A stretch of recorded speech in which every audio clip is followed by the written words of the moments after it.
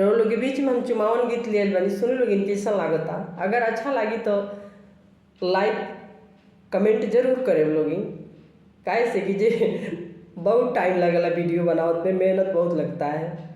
थोड़ा सा आप लोग ध्यान दीजिए, सुनी लोगिन। अच्छा लगी तो लाइक जरूर करें लोग।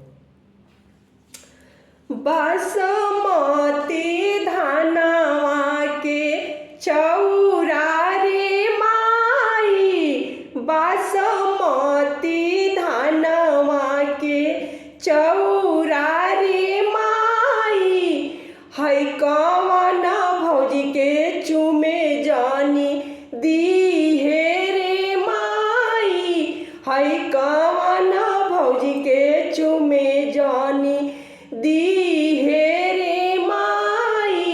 ई अपना भैया से छुआ के भौजी आइल बाड़ी रे माई, अपना भैया के छुआइल भौजी आइल बाड़ी रे माई। छुआए के छुआइल बाड़ी न हइले नइखी रे माई, छुआए के छुआइल बाड़ी न हइले नइखी रे माई।